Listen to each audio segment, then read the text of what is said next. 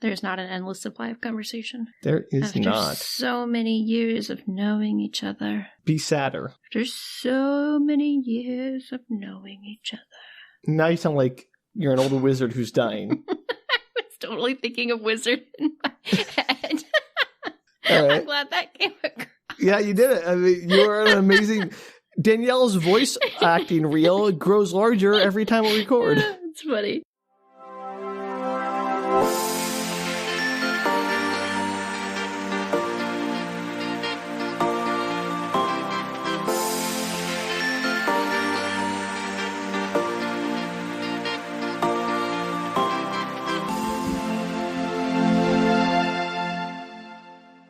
Hello, everybody, and welcome to Book Retorts. I'm Danielle. I'm Sam. This is the podcast where one of us explains a weird piece of media to the other who has no experience with it. That's me, Danielle. I'm brand new, like a new t-shirt you buy. Don't forget to tear off the tag or it's going to itch your neck. Yes, that. Hopefully you have no experience with this one. But if you do, I guess I have another one as backup.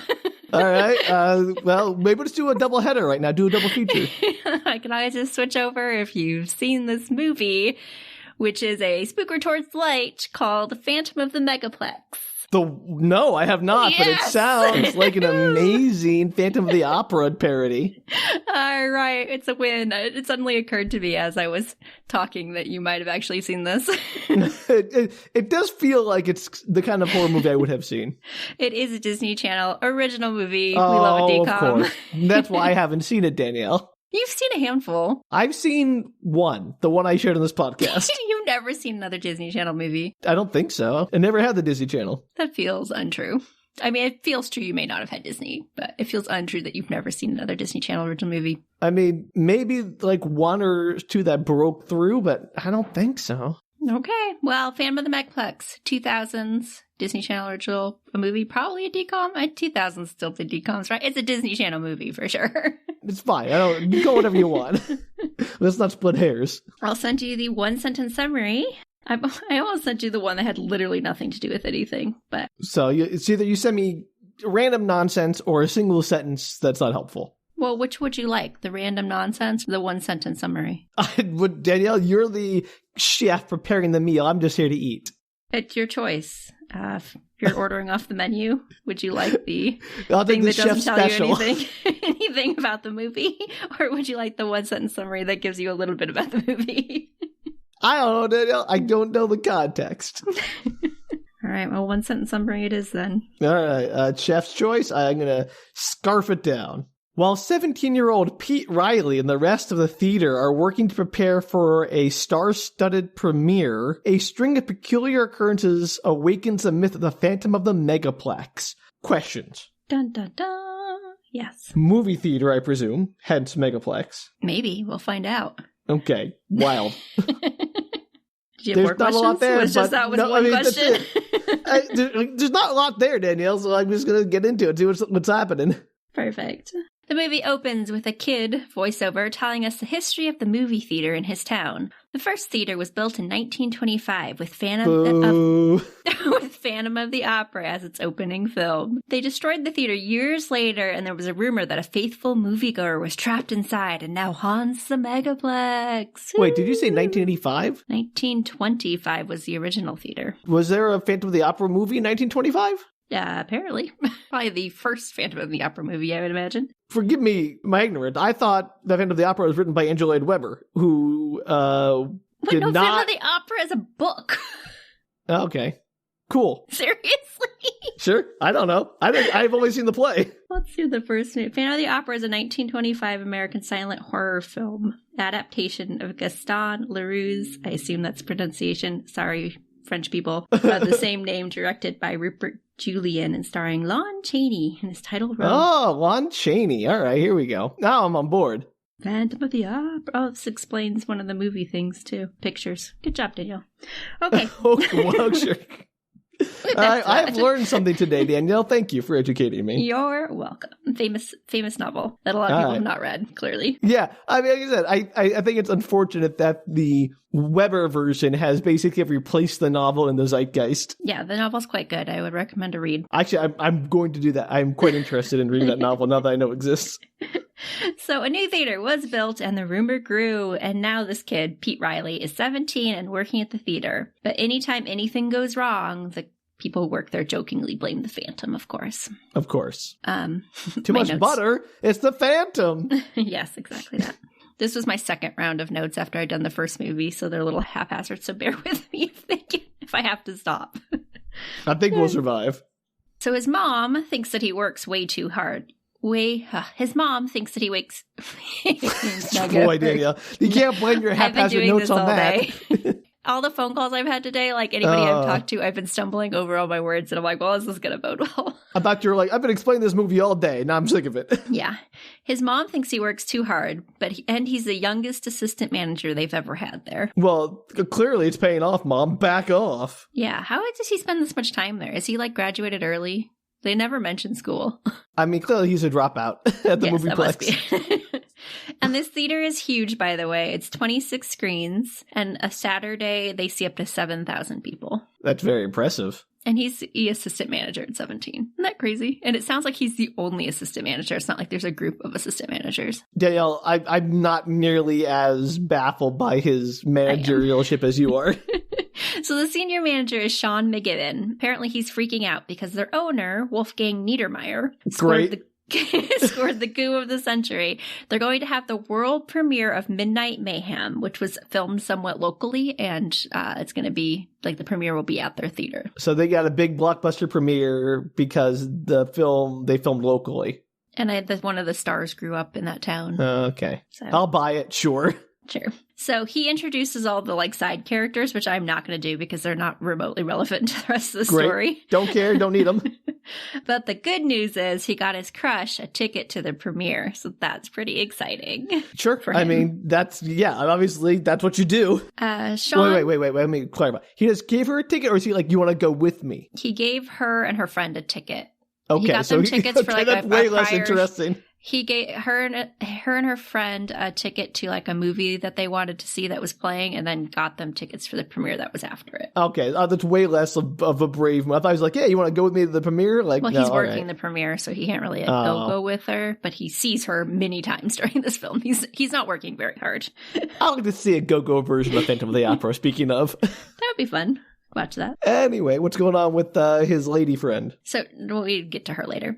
So Shawn, the manager, for some reason only has a teenage staff, which I guess is sort of true in movie theaters, but there's also usually a lot of like 20-somethings, even more older people working. But there's only like 15 to 19-year-olds in this movie. Clearly he needs to hire you as a consultant, because you have a lot of opinions on how movie theaters should be staffed. It's just funny. And he's doing this like military speech about, like trying to rile up the troops like for a good night. Yeah.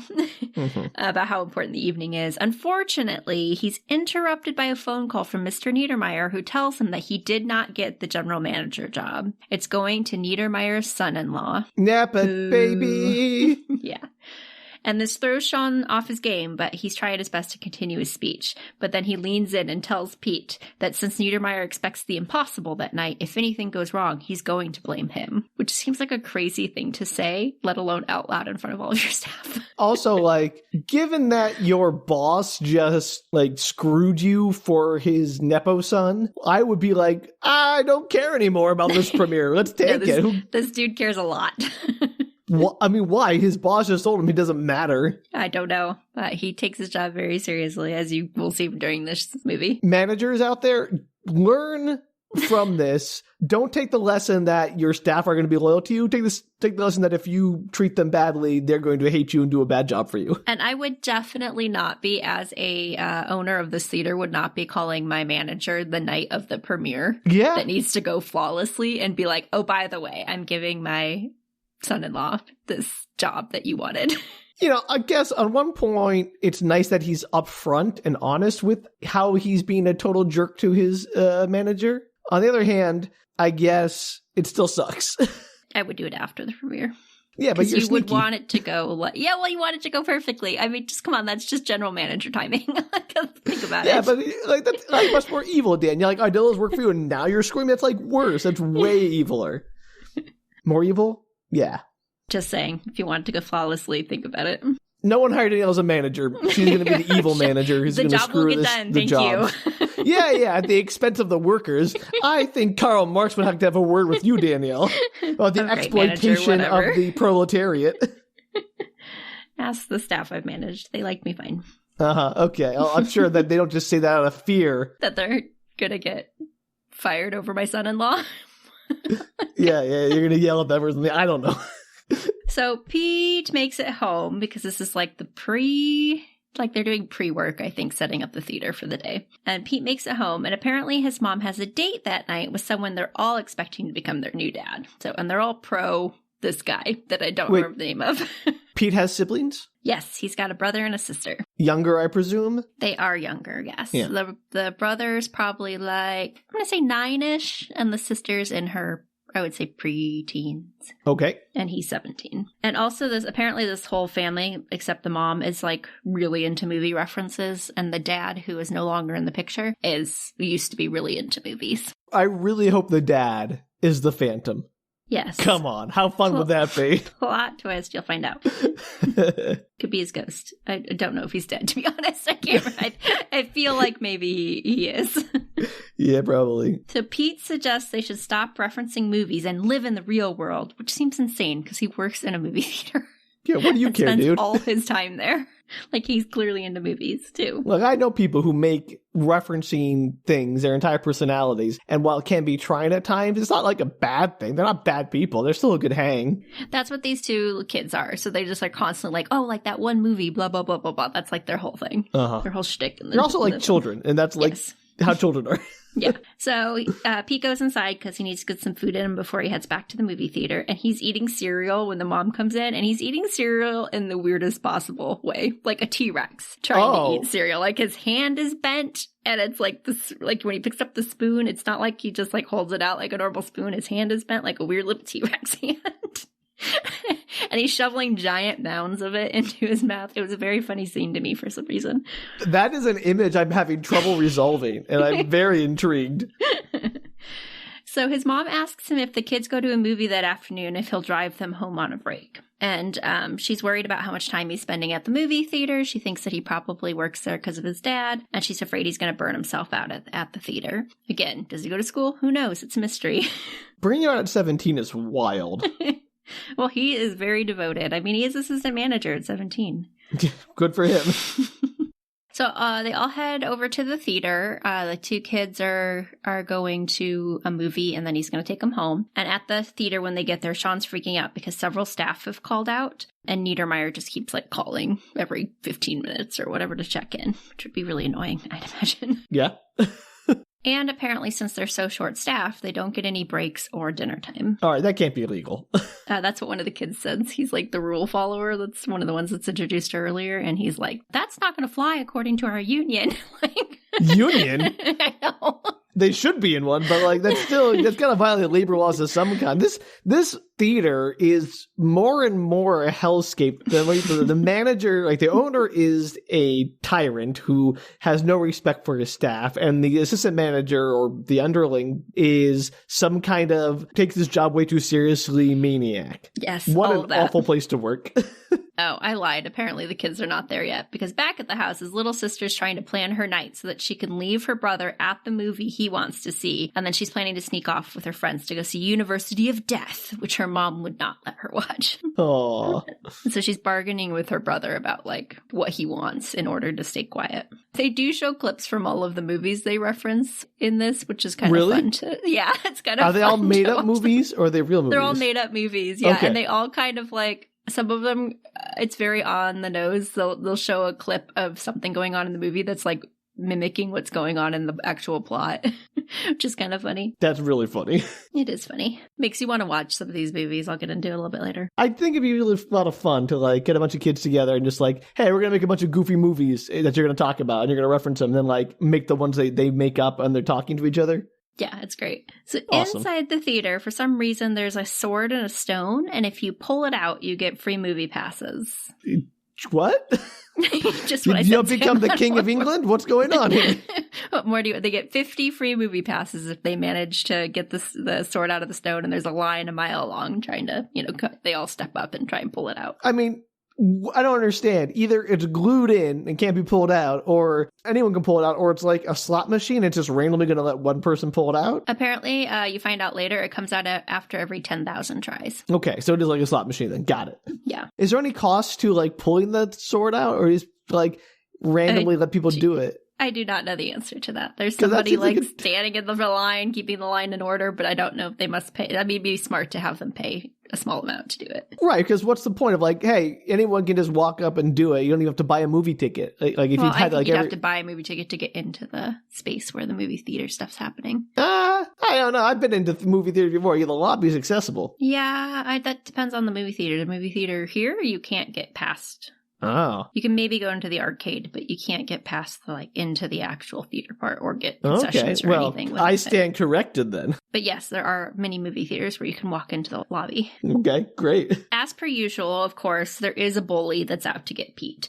named Donnie Holly. He also wants Caitlin as well. Yep. You don't really find out much about the history of their beef. It's just like Donnie's been after Pete for a long time and wants anything that Pete has for reasons. I don't know why. 2000s, there's always a bully. Do you ever know anything about Kate, or is he just like a prize for these two boys to fight over? You find out nothing about Caitlin, but you do meet her a few times. Not thrilled with that description of her. She's not really relevant to this plot at all.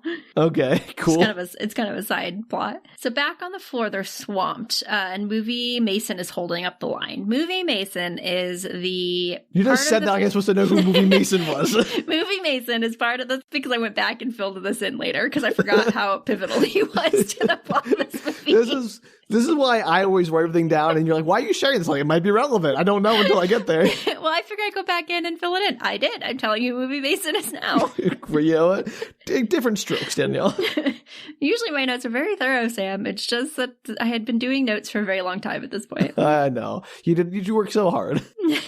Movie Mason is part of the family that owned the previous theater, and when the new one was built, he continued to just show up. And he said that he thought the glamour of the previous theater was lost. So every week he comes in, he greets people. He just stands at the entryway and is like, welcome to the theater. Enjoy your movie. Ooh. And he also gives Shawn his work schedule, which Shawn promptly throws into the trash, the senior manager, in front of him. He's very rude.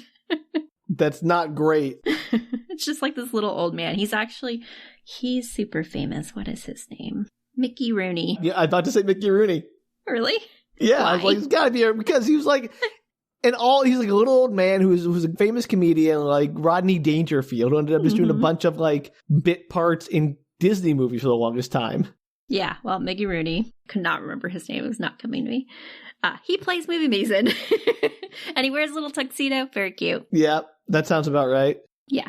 So somehow Niedermeyer finds out about Movie Mason and tells Shawn that he's a liability. So they send him packing. Don't ask me how Niedermeyer suddenly found out about Movie Mason, why he didn't know about him before when he's apparently been here for years. What's he liability? He's just like a weird, eccentric old man. I have no idea. They used him to try and take tickets, and so maybe something came up from that. They thought he was a liability. But he doesn't work for the theater, though, so how can he be a ticket taker? Because they were so short-staffed that Shawn was like, just grab tickets, but then he's holding up the line because he was trying, I didn't tell you all this, but he was trying to tell the kids that were coming in, like, oh, this is a stinker of a movie, you shouldn't go see this, you know, you should go see this Oscar-nominated, potentially, movie, like the one you want to see is a terrible movie, and then he's like holding up this, there's like hundreds he's one of those jerks.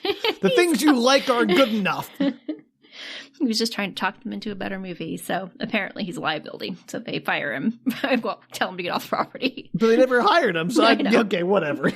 I gotta stop. I'm getting like you with the staff makeup of the theater. Yeah, well, so he leaves, and then Caitlin arrives, and magical music plays. Oh, look how pretty she is. She's your standard blonde high schooler. Yeah, why not?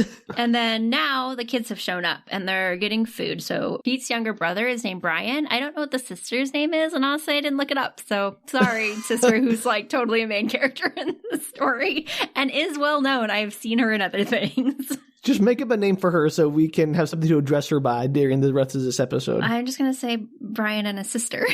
Okay, sure. Fine. Susan, perfect. Perfect. All right. Poor Susan. Unfortunately, Pete's younger brother, Brian, is like they have these, I've never seen these in a theater, but sure, they probably exist. You know those like clear tubes that have candy in them, and you can like open them up and get bulk candy. Yeah. From like the grocery store. Yeah, but they have them in the movie theater, and they're really tall, like up to the ceiling tubes, and they're filled with candy. And apparently you can get candy, and I assume maybe there's a scale somewhere or something, and you pay for them somewhere. Just free candy. The guy who owns like this, Niedermeyer, sucks as the owner of a multiplex. Yeah, so he's like, to Susan, he's like, hey, can I get candy? And Susan's like, yeah, sure. So he's trying to get candy, and he accidentally pulls off the little like clip that holds all the candy in place. And all spills everywhere. Yet. He's trying to put it all back in place, but Donnie, the frat bro, who's not the been jerk. a frat, but jerk, he like comes up to like, let me help you with that, I guess being nice. He calls him Little Pete, which is kind of funny. And then he's trying to put it back on, but as soon as he pushes it in, of course it makes it all spill, and then he blames the little brother because he really is a jerk. I mean, he was trying to help. At least that's something. I thought he was just going to do it as a prank or whatever. But no, and then he like loudly is like, Brian, what did you do? He puts all the blame on this little 9-year-old. I mean, respect. Game recognized game. Yeah, it's like those gumballs or whatever. So they roll all over the floor. People are like falling over. It's like pure chaos. Liability nightmare. Niedermeyer is sued. the Megaplex goes under. End of movie. I also think, just as a side note, it's weird that that night they're having this Hollywood premiere, but they're having movies all day long, which seems like a terrible idea. Today is the premiere day, and they're just having the premiere is like normal that day. Night. Yeah. There's no like prep work. There's no green room. There's no like, I don't know, panels or show. They did a bunch of stuff earlier up in the like fixed everything up. They've set up the theater for the premiere supposedly, but they're just having normal movies all day. Yes, and then like you'll see later what happens when people start showing up. But like, why? Why would you have movies up until the minute? Sucks. I severely question his ability to run a theater successfully. Yeah, it's crazy. Anyway, so like I said, candy's all over the floor. Back to the actual plot. And Pete steals this hockey stick from one of the setups, the movie setups, and he starts like knocking the little balls into a trash can. Everybody's clapping, and there's like hundreds of these balls, if not thousands of these balls all over the floor. He's gonna pick them all up with a hockey stick? With a hockey stick? Like, everybody's clapping like he's doing like a big cleanup job. I'm like, no, they're all over the floor, man. Get a broom! A hockey stick is a less efficient broom without the bristles. Like, it looks cool, and Caitlin's like, wow, it's amazing. And then, like, he's obviously trying to, like, oh no, not Caitlin. Look cool for the girl. But, like, is the least efficient way. My esteem for Caitlin has fallen dramatically. Oh, and it gets even worse because everybody's clapping. She's impressed. And then he's doing a few more shots, and he looks up, and Caitlin's leaving with Donnie to go into the theater to watch the movie. Totally ditched him. Aww. Did not help clean up at all. Donnie is a jerk. We knew that, though, right? Yeah, and Caitlin. Well, Caitlin just seems...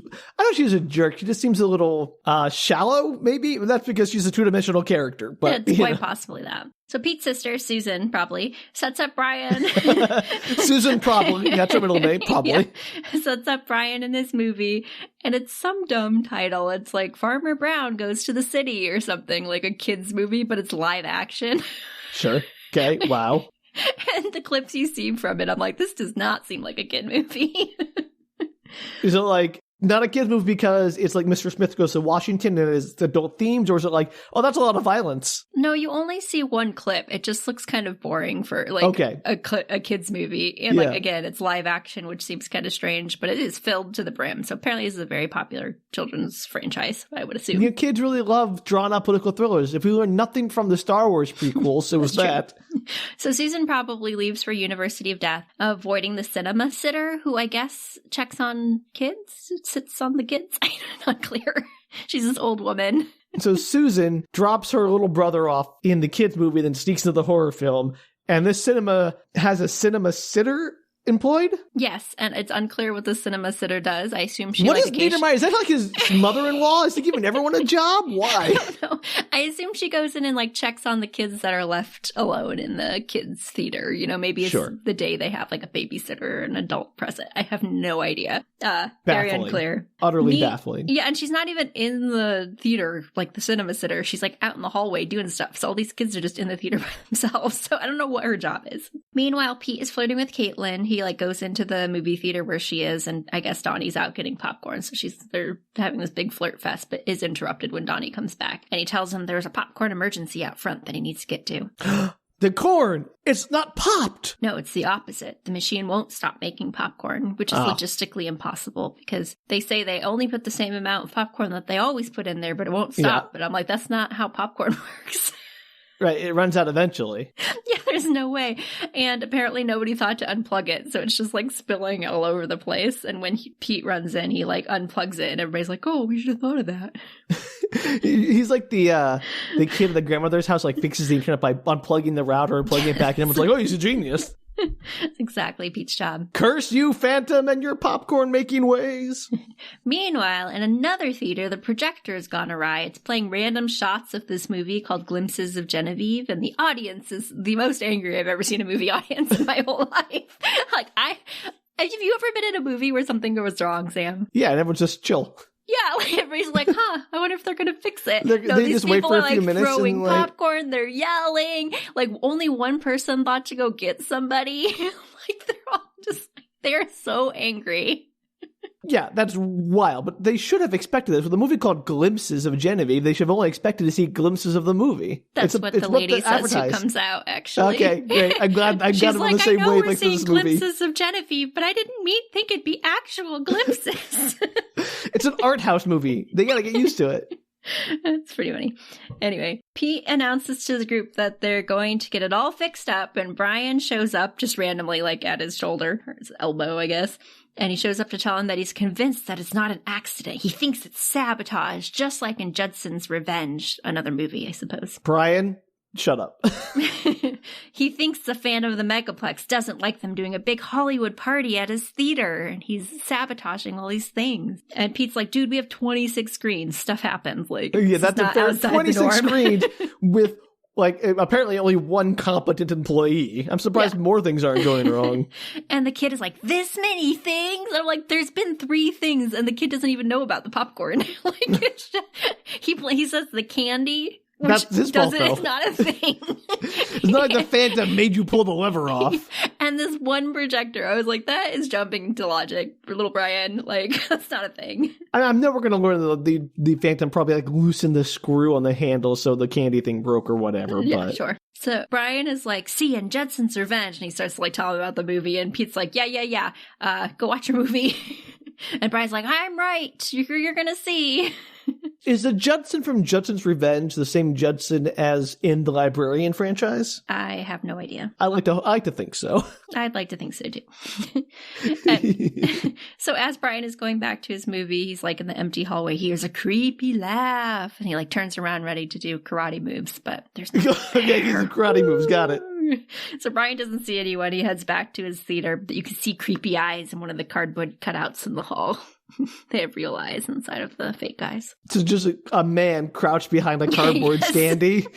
That's way less. That's way less dignified than the painting on the wall trick. That's like it's very funny. Anyone who like moves a few feet to the left, like, why is that man crouched behind some Tom Hanks whatever and pretending to look through his eyes? It's good.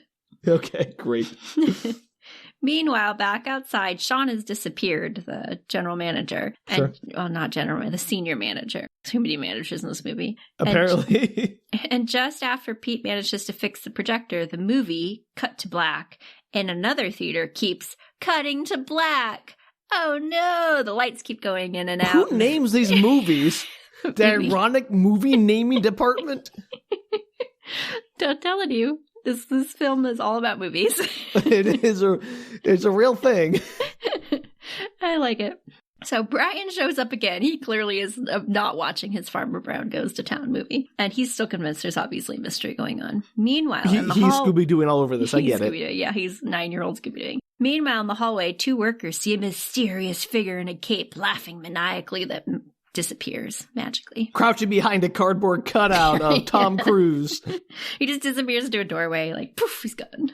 Okay. So back in the projection room of Cut to Black, the projectionist can't figure out what's wrong. In fact, his name is Merle. Merle thinks someone is sabotaging them, which Brian is like, yes, thank you, they totally are. Merle and Brian need to go on like a team up. Yeah. Out in the lobby, everyone's freaking out about the screwed up movies. And Pete's trying to get them all to calm down. And he's like, we can issue tickets if you can find Shawn. Again, Shawn is still missing, and the fog machine for the event has disappeared. Uh-oh. But a fog? What? A fog machine? When do movie premieres have fog machines? It's for the premiere of the movie. You know the screen you like to see? What if it was behind fog? Oh, Wouldn't that be a better viewing experience? Theater. I'm sure it was for the red carpet or inside of the lobby or whatever. But I like my idea better. I like my idea better. For some reason, Pete, I don't know if they told us why they were going down there and I missed it or what, but Pete and Brian go into the basement or the storage area and they find Shawn bound and gagged, and he has no idea how he got kidnapped. He's like, somebody jumped me and put me down here. Goldie Hawn came out from behind a cardboard cutout and got me. Exactly. And I will once again point out that they should not be having movies this late in the day. Because how are they going to keep the stars safe if there's this many people? Why do they think that these small amount of staff are going to be able to clean up between the movies and the premiere? Where's the security? Niermeyer sucks. Oh, better idea. Maybe Niermeyer is actually in on it. He's the Phantom? No, but he is related to the Phantom in some capacity. Like the person in Ocean's 11, the guy on the inside, who's setting things up, or he's trying to use the Phantom to distract them while he robs a bank or something. I don't know. Or maybe the theater's failing and he's trying to get out insurance from money. under insurance. Yeah, there you go. Maybe they rip up the mask on the Phantom. Why, it's old man Niedermeyer this whole time. You'll find out. I would have gotten away with it. What if you meddling kids? See, I can do references too. Yeah. So during all this, Susan probably decides she's going to go check on her brother. I don't know why. I feel like I would not do that. I feel like I would sit my brother down and be like, okay, well, I'm going to go to my movie. We'll be back up here at the end. You would be out of sight, out of mind. Yeah, you're with your teenage friends. Why are you going to go check on your brother? So she runs off to go check on her brother, and she can't find him anywhere, of course, because he's not in his seats at all. And she's avoiding the cinema sitter, who's like, "Is anything wrong?" And she's like, "Nope, my brother's in the bathroom. I'm gonna go find him. Bye." I don't know what the job of the cinema sitter is if this kids can just wander around the movie theater. Yeah, and what are the consequences? Oh, something's wrong? Get out! You're banned. I guess they'd ask her if they needed help. I don't know. That's weird. So as they're in the theater, the escalators stop working as they're trying to get up the stairs, or I guess it's a good thing there's still stairs. I know. Everybody seems very perplexed as to what to do, though, which is fun. You walk. I know, this is not complicated. And Mitch Hedberg explained this very clearly 2 decades ago. Yeah. But they always have those signs up that are broken, do not use, which is funny. I guess unless they started randomly working again. Sure, why not? What else? Let's go. What's the other failing things that happen? So Pete sends Brian and his sister, Susan probably, back to the theater. And as they're going in, she's going to get him situated again. Brian explains to her all the stuff that's been going on and how he thinks the Phantom is matching the sabotage to the movie, because in glimpses of Genevieve, the movie was piecemealing scenes together, glimpses. Yeah. And we got it, Brian. You're very precocious. The movie was cutting in and out with the lights. Yes, we know. Yes, Brian. Yes, very precocious. Shut up. Watch your movie. He thinks if they can figure out where the Phantom will strike next, they can help. So if they know what movies are playing, maybe they can guess where the Phantom's going to hit. I don't understand how that's going to work, because he could just be picking any movie. Yes, well, the plot gets more nonsensical from here. Okay, cool. All right. Sorry, I thought I had more there, but I didn't. Let's go. So they immediately hear screams off in the distance, and they run off trying to find where they're coming from. Discover the movie Scream. Yeah, there's a fan, I guess, that's missing in the hall, which they seem to notice is missing. Don't ask me why. And who knows how many fans are in the hall of the movie? I don't know. And in Cyclone Summer, everyone is running out of the movie theater screaming, and the fan is blowing them all away. And it's just one of those fans that spans maybe the length of your arms. I was going to say, is this one of those giant prop fans I use in movies? But if it isn't, then people are mildly annoyed at best if the fan is blowing. I'm like, oh, I thought the air conditioning was working, but I guess not. I feel like it's probably one of those maybe 5 feet tall fans. Wow, okay, that's pretty hefty. Maybe 4, I don't know. You don't really see it next to somebody. Why was it there to begin with? Why do you need a fan that big in a movie theater hallway? I have no idea. Okay. But it's in Cyclone Summer. It's at the front of the movie theater, which means somebody stepped lugged up it in there. This is just during the movie. This is just like our episode on I Still Know What You Did Last Summer, where we have to okay, here's the Phantom's plan. I'm going to grab this fan and I'm going to lug it in front of all these people. Like, guys, just wait a minute. Let me come back. I'll be right back. Let me get extension. Oh, the extension cord's not long enough. I got to find another extension cord. Hold on. He's like fumbling around. It's like, what's this guy doing? Like, if you think too hard about this, it makes no sense. How did the guy get the fan or girl or whoever get the fan up Everyone's to watching the front of a movie theater, famously. Yeah, like, it's exactly where the screen is. And it's blowing everybody. Hilariously, like, most people are trying to get away, or it's like blowing them and a toupee falls, all those classic gags. But there's a couple of teenage boys just trying to catch all the popcorn in their mouths, which is pretty funny. And so Pete, makes his way, he's like going through mud, makes his way up to the front of it. The fan's blowing him over. No movie theater has a fan that powerful, nor would it have no standard electrical outlet would be able to do power. You need a massive power supply for a fan that powerful. And he finally manages to get it unplugged, saving the day. Yay! Yay! Pete finally calls his mom to pick up the kids since Shawn canceled all the breaks at least an hour ago. He didn't tell his mom until now. Good choice, I guess. And Shawn meets Pete in the hallway as he's coming out and is like, I figured it out. Our Phantom, quote unquote, is Movie Mason. He's mad about the dismissal from earlier. So your Phantom, get it, is Movie Mason because he was mad you wouldn't let him give you free labor? Yes. That he was kicking him out of his ancestral movie theater. Nonsense. Well, that's what Brian says. He's like, he'd never do that. In no Movies universe are sacred does that make to sense. I don't believe it. I'd be just like, A, he's an old man. B, who cares? This is way more effort than it's worth for no payoff.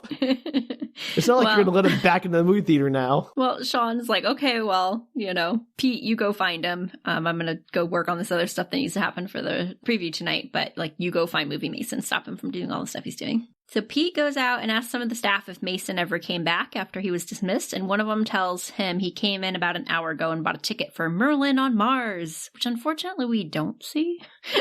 Wait, so the one that doesn't get sabotaged is the most interesting film in the movie, Merlin on Mars? Probably because they didn't want to do CGI for Merlin on Mars.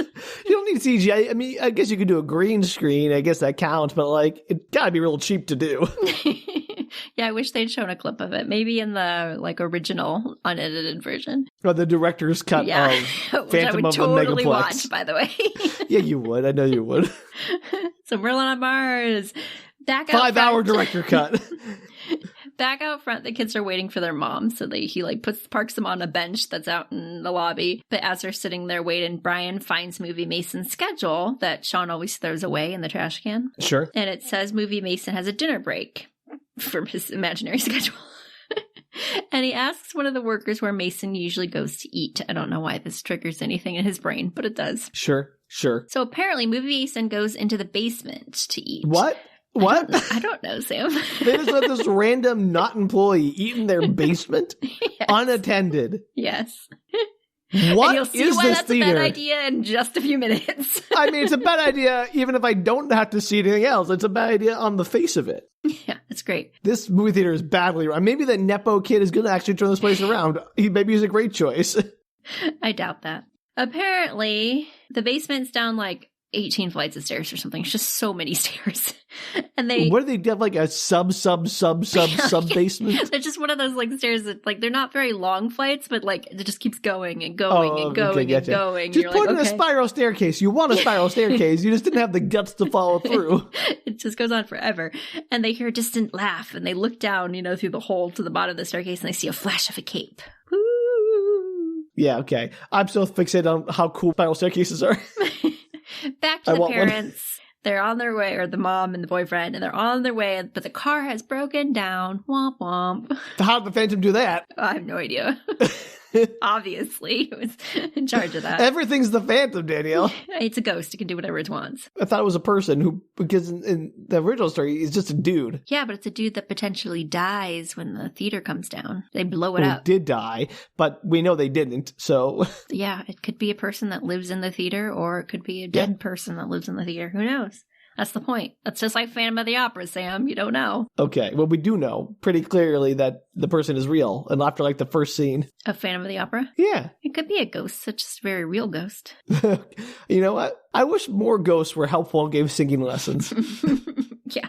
That's very helpful, Phantom of the Opera. That's the takeaway from that story, right? Is the ghost is very helpful. Christine. And gives Christine good singing lessons. She becomes a better singer. A better singer. It's true. She does. He was just trying to be helpful. Yeah, exactly. I think no ulterior motives whatsoever. None whatsoever. Very helpful man. And weird sexual undertones. I know what we're talking about. I hope this movie has no weird sexual undertones, by the way. It doesn't really. I mean, it depends on what you want to know. It doesn't really. Let's just stick at doesn't. We don't need anything else on there. So they finally come to a room at the end of a hallway, and it looks like some kind of storage for old movie props or, maybe things that were in the theater at some point. And Brian finds a giant clown face that covers a secret passage into a very fancy room filled with old movie memorabilia. Okay, so a clown face in the basement to a room filled with old movie memorabilia. It's a huge clown face that covers the wall, and he pulls back a curtain. Why are any of those things there? Because you let a old man named Movie Mason live in your basement. Is this Movie Mason's stuff, or is this like just leftover crap that Niedermeyer left in there from previous premieres? We're gonna find out, Sam. Okay. But obviously Movie Mason knows this exists because this is where he eats lunch. I mean, maybe he made a little clubhouse down here, obviously. Yep. So they're looking at all the stuff that's in this. It's a pretty cool room. I mean, as a kid, you would think that's pretty awesome. They're a little freaked out, obviously, but there's interesting stuff in there. And they find old movie posters from the original Phantom of the Opera, which is what I said earlier when I said, oh, that was the stuff that they saw in the movie. Oh, okay. Which I will show you just because for kicks and giggles. Are they interesting in any particular way, or is it just for fun? It's just funsies. Okay. That's like the movie poster that's on the wall. Oh, he's a real charmer. Yeah. Well, it kind of looks like Movie Mason, so they get all freaked out that it looks like he's been alive for, a million years. Or he's a ghost. Yeah, so it's the original Phantom of the Opera poster that's on the wall. And like I said, it looks suspiciously sort of like Movie Mason. But then as they're thinking about how crazy it is, Movie Mason appears. Oh! And he seems happy to see them. He tells them it seems like they've discovered his little hideaway. Do not like that phrasing.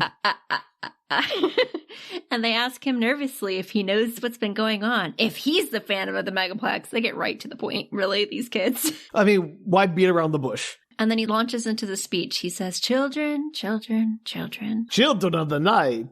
When we arrive on this earth, there's magic all around us. And then he goes on to say about how growing up sucks because you lose all the magic, blah, blah, blah.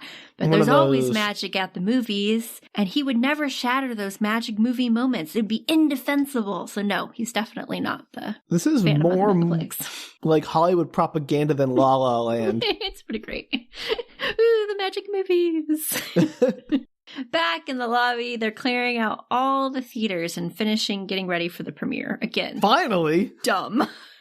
There's one movie still playing. And what? No. I know. And it's got 15 more minutes. And there's I'm like, the premiere is happening right now. It's really stressing me out, the timeline of this. Yeah, that does seem freaky. But unfortunately, Shawn is missing again. Pure chaos. Oh, no. Is he in the basement tied up again, I bet? Quite possibly. So some kind of movie agent comes in and complains that she has all these famous people in limousines waiting to come in, even though that can't possibly be time, given that the theaters aren't cleared out. There's still a movie playing. Why are these famous people already here? And like you said, aren't there events that lead up to this? There's panels and stuff and you gotta have the red carpet walk, the interviews. What is happening in this theater? This theater is, again, the only explanation I have is that Niedermeyer is running some kind of con. It's and I crazy. can't fathom what it is. Niedermeyer's not even there, but the famous people are here? What? Yeah. Did they get there 4 hours early? What's going on? Apparently so. And she's like, when is this event going to happen? There should be she makes it sound like it was supposed to already be happening, even though the movies aren't over. She tells them if she doesn't get a personal greeting from Shawn at her limo very soon, she will be taking her people back to LA. Heads will roll. Why does, Shawn need to be like, who's Shawn to these people? Just the manager that I guess they've been working with. To Just make it like, yeah, I'm Shawn. Welcome. Yeah. Meanwhile, in the lobby, that apparently is still not cleared out, Donnie has pulled the sword from the stone, but nobody can find Shawn to get his movies passes, and Donnie's throwing a giant fit. Because Donnie sucks. Yeah, he refuses to come back the next day to get his movie passes. Yeah, bring the sword with you. Also, if he uses that sword as like a plot device, I'm going to be very delighted. Well, we'll find out. But a fire alarm goes off and he threatens and then Pete's like, I'll be back to personally throw you out. I'm like, there's a fire alarm. You will all be exiting the building. What? So why? You will not be back to throw him out, Pete. Yeah. No one in this movie makes any sense. I know. That's why it's great. That's why I'm using it for book retorts, Sam. You know what? Foolish of me to even question.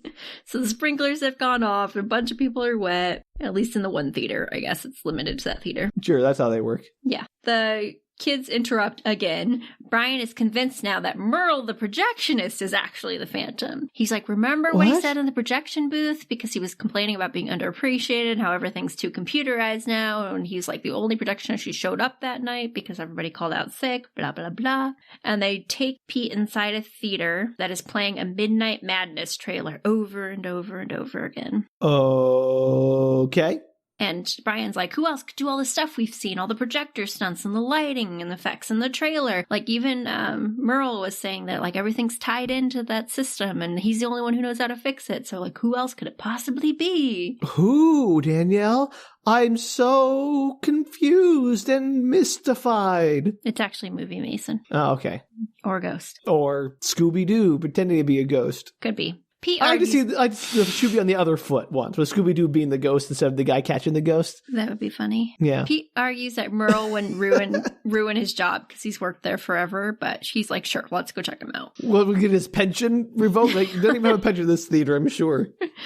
They find Merle, who tells him he's been trying to get the trailer to stop playing, but he can't figure out how it's even on his projector to begin with. It shouldn't even be looped in there. And Brian's like, you're just saying that so you'll get all the credit for fixing it in time for the big event. Brian sucks. Brian's 9. Like, he doesn't. He can still suck. So as Brian's ranting about how he knows he's right, they look down and see a man in a cape and mask setting up some kind of device in front of the theater. And Brian's like, oops, peace out. This is like when he's, setting up the fan, like, okay, quick, no one can see me, my little cape, and set the fan. Yeah, it's great. Like nobody's going to see this giant device he's setting up in the front of the theater. Well, at least they got that right. Yeah, so when they get in there, it's a fog machine. That's what he was setting up. A giant fog machine. It is. It's got one of those tubes that's like at least a foot across. Love it. And a fog machine's going off, filling the room with fog. Why, you ask? Who knows? Just for kicks and giggles. Is the name of the movie Gorillas in the Mist? There's no movie going on. It's just like, I think the theater where they were going to have the premiere. Oh. Perhaps. Well, I like my idea better. Me too. I have a lot of really good suggestions for this movie, apparently. It's a movie that's easy to have good suggestions for. Thanks. Yeah. So Brian asks if anybody around the theater is hooked up to the internet. 2000s, you're so cute. It was a better time. They walk Brian over to Shawn's office. Brian explains that everything the Phantom has done that night has to do with the movies playing in the theaters where he's attacked. So obviously they need to find out the plot of Midnight Mayhem because they might be able to figure out what the Phantom plans to do. How did the Phantom know the plot to Midnight Mayhem? Well, Pete's like, yeah, nobody knows that. It's top secret. It's not like the movie's not out yet. And it's been like a highly guarded secret. And the kids are all like, oh, he's so cute. And they sneak into Shawn's office looking around for him, but they don't see him at the desk. But surprise, he's tied up and hung like a coat against the back of the door. He's blindfolded and masking whatever. Duct tape on him. Poor guy. That's fun. They bring him down and he explains he was jumped again, and a crew member comes in and tells him Niedermeyer is on the way. Oh no, that guy sucks too. Yeah. And they meet Niedermeyer at the door. They run out there. I think they leave Brian behind. The kids behind. I think both the kids are left behind using the computer to figure out what the plot of the movie is. So they meet Niedermeyer at the door, and as they're doing their meet and greet, a balloon string falls in front of them from the balloons up in the rafters. So they're like doing one of those balloon drops at the premiere. And one of the crew just like randomly yanks on the strings and the balloons drop. But they're filled with water. What? Don't ask me how they stay up there, Sam. That water is significantly heavier than air. I'm with you on that. That's like pure nonsense. You know how much, like, assuming there was like 50 balloons or 100 balloons, you easily got a cubic meter of volume there, and that's like 1,000 kilograms, right? 1,000 liters in a cubic meter. You wanted me to chime in. I don't know, Sam. Okay, I could be wrong with that, but either way, it's a massive, massive water. You're the science major. It's too late for me to do the math tonight, but ridiculous. Meanwhile, Brian is reading the details from a spoiler site, because those existed in the 2000s. Sure. At the climax of the movie, he says, the mayhem monster traps a bunch of kids in the school auditorium, and he grows so big he completely sucks the air out of the place. And also, there's like a dinosaur involved, because the dinosaur is on all the promotional material. Is the dinosaur the monster? I don't know. I do love the idea of a dinosaur in space. Yeah, or creating his own space. Yeah, whatever it is, like suck the air out of things. They rush off to go find Pete to let him... Danielle, sorry. I made a connection. Dinosaur in the movie, Pete was eating like a dinosaur at the beginning of the movie with his cereal. Yes. I didn't even know the end of the... Well, I knew the end of the movie, but I could not remember the end of the movie until I watched it. And yeah, it's true. I thought he looked like a T-Rex in the beginning. Okay, it's all tied in. Brilliant movie. So they rush off to go find Pete to tell him what the plot of the movie is, and the sister finds a key on the floor. She picks it up curiously, and Pete's like, pockets it, and rushes off after her brother. So Susan probably pockets it? Yes. Okay. Susan probably pockets it. That is very hard. Susan probably pockets it. There we go. Susan probably Polly pockets it. Niedermeyer is livid, but not really that much because of the balloons. But for some reason, his giant air monster quote unquote, because it's just a giant dinosaur he had on the roof, seems to be missing. You did no prep for this, and you expect everything to be in place? What are you expecting, my dude? And the famous people are here, everything's going on, but like not everything's in place. Wild. Absolutely insane. Yeah. Before they can even get into that, though, the agent lady from earlier storms in and says they're leaving. Again, why are they so early? Or why are they so late in getting this thing ready? So weird. There's still movies going on. There's no way that these people are supposed to be here this early. No kidding. And the famous people show up, like, not first. Like, that's you'd have a choice. The security there. You'd have the like people in place, the staff You'd have members, the press, at least. Like there is press out there, but there's like, why are the famous people here so early? And Shawn goes to fix that problem while Pete goes to check on the missing monster. Out on the red carpet, Movie Mason is doing a "Hooray for Hollywood" song and dance to keep everyone entertained. Movie really Mason, the movie's real hero. Yeah. Shawn is not pleased, but the famous Ashley Metz, who is the star of Midnight Mayhem, steps out of her limousine and apparently is good friends with Mason, having grown up in the town, and Shawn gets a nice chastising for how he was speaking to Movie Mason earlier. Aww. I know. He's a good guy. Shawn is not. Oh, he's Shawn's not. A jerk. He deserves everything that's coming to him. Yeah, like being hung up on the back of a door. Yeah, I guess. Pete meets up with his siblings again and is like, the monster is missing from the roof. Also, nobody can find the key, so we can't even get up there. But hurrah, the sister, Susan probably, has it, and they run upstairs to look. I mean, I could have figured that Susan probably had the key. Yeah. So Susan probably wonders why anyone would steal balloons the size of a house, let alone how they got it anywhere. Yeah, it's a really good question, Susan probably. Susan probably wonders that. We crack ourselves up. Not that funny, but it made me cry a little. Good choice. We do this for ourselves, clearly. All right. Brian says they'd have to let all the air out in order to even get it down from the roof. But also, how did they get it down from the roof, Sam? Even if they undid all the air, it's like still a massive like vinyl or whatever. Did the person just drag it behind them down the how, where, why? Yeah, none of this tracks. So while they're all standing there talking, the man in the cape and mask jumps down on them, wrapping them in a cloth, and then uses a rope that was holding down the balloon thing to wrap them all up. So they're now all wrapped together. They're all tied up in a bag, basically? Yeah, he throws just a big black cloth over the top of them. Very good. Yes, well done. I applaud you, Phantom Sir. The parents arrive at the theater. They finally fix their car and are on the search for their kids. The kids, meanwhile, step slowly together towards a valve that they know is nearby to try and loosen their rope. They're going to try and catch it on the rope to pull it off. Sure. I mean, makes as much sense as anything else in this movie. Yeah. The event is starting in the theater, but before they can get the movie rolling, the blow-up dinosaur on the roof, the monster that looks like a dinosaur, starts to blow up, getting larger and larger in the balcony. Wait, it was never taken. It was in the. Oh, he moved into the balcony of the theater now. Yeah, so there's apparently nobody in the balcony, which seems kind of crazy. It's all on the bottom floor. And so the dinosaur monster is in the balcony, and it's getting larger and larger. It's kind of a cool scene, to be honest.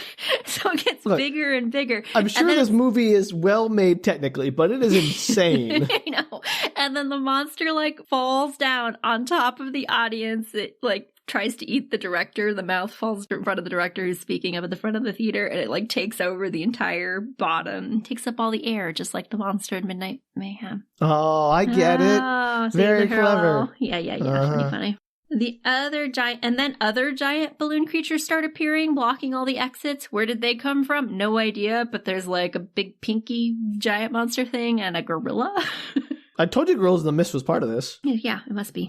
The kids upstairs finally manage to wiggle out using the valve, and they get out and rush to the theater, but they're unable to get in due to the balloons blocking the exits or entrances. And they run up to the balcony to look at the damage. Mason shows up behind them. For reasons. He's like, oh, I went to the bathroom. Mason's and there?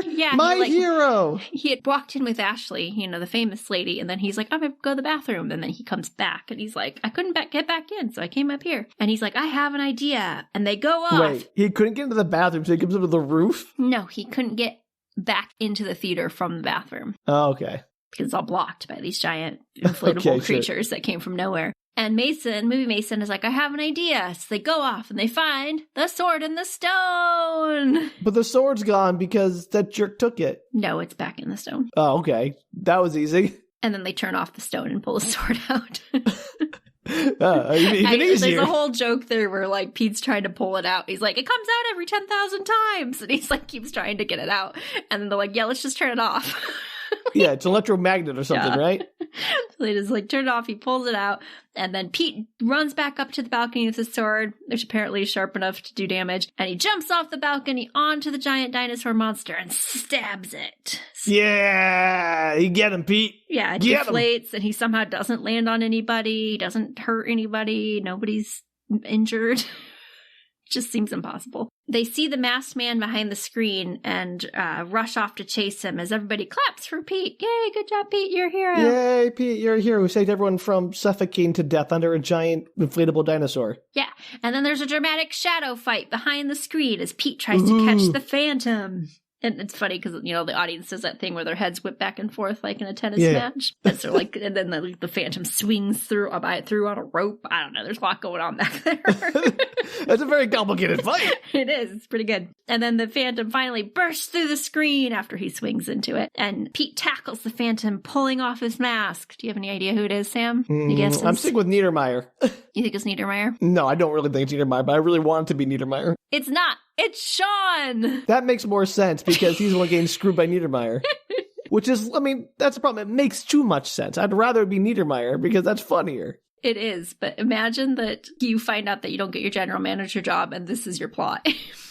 I get it. I honestly, I get it. I get the impulse for revenge, but you could have gotten better revenge by just doing the plan and letting them have a terrible premiere where everything's happening at the same time because they didn't block out the movie theater for this. Yeah, he could have just left and then they'd have nobody in charge of anything. Yeah, he could have been quitting to be it, to be done. Yeah. Wow. Niedermeyer pulls him out of the theater and fires him very dramatically. And Shawn says he did it all so that Niedermeyer would finally notice him and don't come crying to him when his son-in-law is a terrible manager. And there really should be police involved. I feel like somebody should have called police by now. I don't know. No one's actually hurt. Okay. Also, how did Niedermeyer fill up all those balloons and hoist them to the ceiling? What? The water balloons. How did he fill up all those balloons with water and hoist them to the ceiling? Oh, you mean how did Shawn do that? You said Niedermeyer. Sorry, Shawn, you just want Niedermeyer to be the bad guy do. badly. I'm still fixated on that. No, how did Shawn do that? Without anybody noticing in the lobby? Who knows? Yeah. That's a lot of work. How did he do any of this How did he get himself on the back of the door? Okay, fair enough. That's a good question, too. And he like tied himself up and put himself in the basement. Like, did he think someone was going to go walk down to the basement to try and find him? Like, why? I mean, honestly, with those kind of planning skills and logistics acumen, he should be the manager. Niedermeyer really missed out by not hiring him. I actually think, other than being a jerk, he's a good movie manager. Like, he's very good at his job. He clearly knows. He knows more about the projection than Merle does, apparently. Yeah, and he's the magic. actual projectionist. Like, I'm with you. He's the real victim of this movie.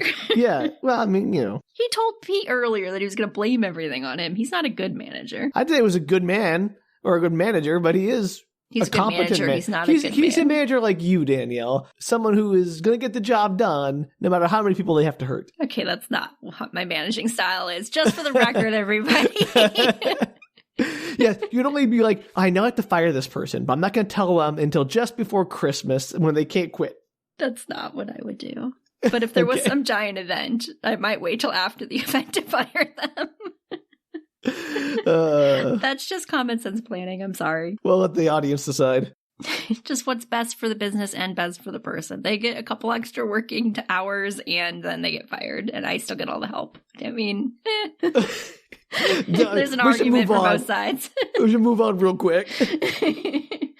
Meanwhile, the director of Midnight Mayhem is talking to Shawn, telling him the Phantom of the Megaplex, the Shawn McGibbon story, will write itself. He should come to L.A. They can be partners. And since they're partners, he'd love if Shawn would go grab him a hot coffee with 2 creams. Oh, no. And Shawn's like, boo. Did Shawn actually join him, or is he like, no way, and leaves? Well, he got all excited until the guy told him to go get him a cup of coffee. And then what? Does that just like... He just looks sad and mopey. Oh, okay. I didn't know if he was going to like storm off. That's the end of the movie? No. Oh, okay. Yes, like, wow. Everything else was not wrapped up. I would believe it. We're so close, though. Brian begs Pete to talk their mom into letting them stay for the rest of the premiere. Then everything would be perfect, because it's been like the best day ever, and all they need now is a 4-star Hollywood ending. And their mom's boyfriend looks determined and says, okay, how about this? And he gets down on one knee and he proposes marriage. What? In the middle of this movie theater. Yeah. Why not? Sure. You missed it because I didn't talk about it, but they had a small, like, while they were in the car and they were talking about how he has a fear of commitment. It was a metaphor, but he's like, I'm going to do it. I'm going to propose marriage. Well, good for him. And adorably, Movie Mason pops in to lend a loaner ring from his prop collection. Don't ask me how he got it so fast. He's a real hero. And the room claps and cheers. This is the best thing ever. Clearly. Yeah. Best premiere ever. Niedermeyer then approaches Pete to offer him a senior manager position now that it's open. Pete agrees, but looks over at his family, who looks disappointed. Don't do it, Pete. Working for Niedermeyer sucks. His family misses him at home, Sam. You see what he did to Shawn? How Niedermeyer drove Shawn to crime? Yeah, and suddenly... Susan probably needs you at home. Yeah, Susan probably does. And Pete realizes he needs a better work-life balance. He doesn't say any of this, but you can see that that's what's going on in his head. And he's face acting. Yeah, he declines the job, that asks for the night off as well, given that he's a hero and everything. Or just quit because you clearly see how Niedermeyer sucks. Yeah. Well, Niedermeyer surprisingly agrees to the night off and gives him $50 to take his girl out for breakfast that morning since he saved the show and all. And, Caitlin's standing next to him like, you're my hero. You Wait, Caitlin was in this movie? Dinosaur. I forgot. She was at the premiere, remember? Yeah, but she made literally no impact. No, she's very minimal. He's occasionally talked to her throughout the film. I skipped a couple scenes, but nothing major. Trust me. Sure. The mom tries to talk them all into going home. And Pete's like, seriously, let them stay for the premiere. Come on. Why would you go through all this and then just go straight home? Yeah, right. Sit up in the balcony. There's seats up there. Yeah, no, there's a giant dinosaur carcass there, too, that you can all, snuggle in. Well, they use a whole new theater. They moved to a different theater. Well, that's lame. And the mom finally agrees. Yeah, they can all have fun at the movies, I suppose. And Movie Mason welcomes them all into the new theater they're using for the event and leans into Brian conspiratorially. Is that a word? Conspiratorially? Yeah, that's a word. Good job. He's like, you know what? I never did believe in the Phantom of the Megaplex, but the werewolf of the Megaplex. Now that's another story. And a wolf howls in the background, and Brian's like, oh! Boo! The end. You were so close, movie. You just couldn't stick the landing. Good times, man. That sounds like a real fun movie, I'll be honest. It's a really fun movie. Yeah, that sounds like a lot of... It sounds like complete nonsense. It sounds like a lot of fun nonsense. It's an hour and a half of your life. I actually think this might be the first one we've done that's shorter than the actual movie. Good job on us. Yeah. I mean, it looked like it was pretty thin on plot and big on spectacle, which helps. Yeah, would recommend. Fun movie. All right. I might actually watch that one because that's like a fun way to kill a lazy afternoon, you know? Absolutely. I still want Niedermeyer to have done it. Yeah, that would have been fun. He's played by an actor that I've seen before as well. All right. Well, I don't know what else to say about that movie, Danielle. I know you got it all out while we were talking about it. It was insane. How did the guy run from place to place? He's got to accept that with horror movies, you know, the way Jason teleports around, the whole thing. Yeah, I'm deeply skeptical that he set up a fan in front of a movie theater. That's my favorite one. Even when I was little, I remember I had watched this probably around the time it came out the first time. I was not little, I guess, in 2000, but, you know, littler. And I remember watching this being like, that makes no sense. Even then. No, that is bonkers and very funny to picture him, dragging everyone's what? Huh? What's that guy doing? Well, I watched my movie. All just running. Giant fan. That's odd. Maybe it's part of the Cyclone Summer movie. He's wearing a cape, so he's got to be an employee here because no one else would dress like that. So that's whatever. He's probably just getting some air conditioning thing and I've been blown away. It's just absolute nonsense. I love that. I would watch an entire movie in real time of those people watching that movie and the guy coming in as the fan. Give me that. Also, I want to really shout the cinematic debut of Susan Probably. Yeah, she did great. Wonderful. Again, an actress that has been in other things. I apologize, Susan Probably. You're probably great. Susan Probably is great. Susan Probly is definitely great. It was better than whatever her real name was. Well, which might have been Susan. If you want to write in and suggest names for Susan Probably that are equally as great, you can do so at bookretorts.com. You can also probably Instagram, tweet, or Facebook message us at bookretorts. And if you want to help support our own burgeoning theater program that's going to be all shenanigans all the time in our theater, you can probably support us at patreon.com/bookretorts. Starring Susan Probly. Oh, no, starring Susan, definitely. Well, until then, never trust the boss, I think is the lesson from this movie. That's true. He was evil. Through. They were both evil, in my opinion. Yeah, they were both evil. You're a little bit... If Shawn hadn't been a jerk for that one scene, if they just left that one scene out, you'd be a little bit on Shawn's side. I mean, I'm already still a little bit on his side. Yeah, you can be a jerk, but that means it's a failure of management to manage you. That's your boss's fault. And I didn't mention it, but there is a scene where the brother-in-law is sent up to work on something. He's like, where's the projection room again? So he clearly doesn't know anything about anything. Yeah. So I don't know. I mean, I don't think that excuses Shawn, but I do think that I kind of get it. If I was in an environment that toxic, I'm not sure I would come out unscathed either. Yes, I would definitely think, I should dress up as a phantom with some cape that I apparently own. I want to go to that extreme. I don't think I'd be putting in my best effort. And I'm going to ruin this movie premiere with the plan I just hatched right this second. To be fair, again, I think Shawn Cunningham has amazing logistical plans because he put that all together in minutes. Yeah, I'm absolutely perplexed by how he managed to change out the balloons to water balloons that were in the lobby. Clearly, he is an underappreciated genius. Yes, that must be it. Look, geniuses can be jerks, as we well know. And many people who think they're geniuses are just jerks, but we're not going to get into that. That's also true. Yeah. Well, anyway, until next time, like I said, make sure your boss earns your respect. Yeah. Yeah. And stick to the man. A phantom. Or maybe he is. I don't know. I don't have to think it's phantoms in general, if they're friendly. Are there friendly the friendly Phantom of the Opera? There's gotta be I would watch that movie too. The friendliest Phantom. He's just trying to give singing lessons to Christine. Why is everyone making a big deal about it? Geez, not like he murders anybody or anything. No, look, only in self-defense. Yeah, at making Christine a star. But I mean, other than that, totally fine. He just wants to promote his business. He's a small business owner doing his best, Danielle. Doing his absolute best to try and promote his small business. I mean, you can't really, in this hard of times, you can't really fault somebody for that, I think. Look, remember, the Phantom of the Opera is there inside your mind. And how does he get there? With advertisements. Come to the Phantom. Best singing lessons in town. The friendliest Phantom. You know. It's like Casper theme song. All right. I think we're done. That was it. We can put it together with our Cats rendition. No. Broadway redone. Well, could you imagine the Book Retorts presents famous Broadway shows? Okay, first off, that would be amazing. Let's not pretend that wouldn't be the best thing you've ever seen on Broadway or off. Quite possibly. Or even off Broadway. It would be astoundingly good. All right, everyone. Maybe if you give enough money to our Patreon, we'll make it happen. Starring Susan Properly. Oh, I always Susan Properly, definitely. It's going to be like the main gag of our entire, like every show is going to have like one gag that ties all the shows together to be Susan Properly.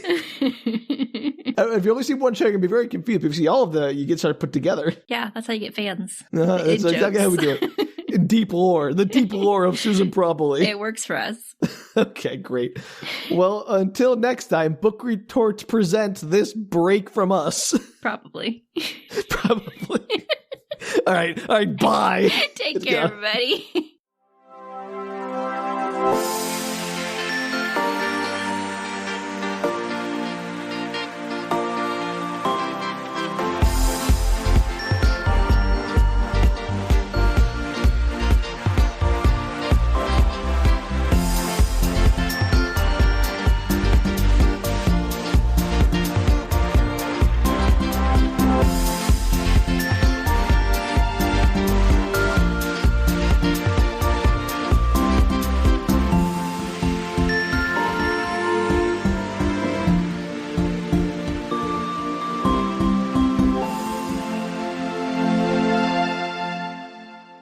We got a lot of mileage from Susan Properly. I did not think that would be as big as it was. Well done putting that together. You really hit some gold there, Danielle. I'm glad. I have no idea what her name was. Would you like me to look it up? No. She will always be Susan Properly in my heart, Danielle, no matter what you tell me. I have no idea what her name actually was. I'm sure they said it. Probably multiple times. Yes.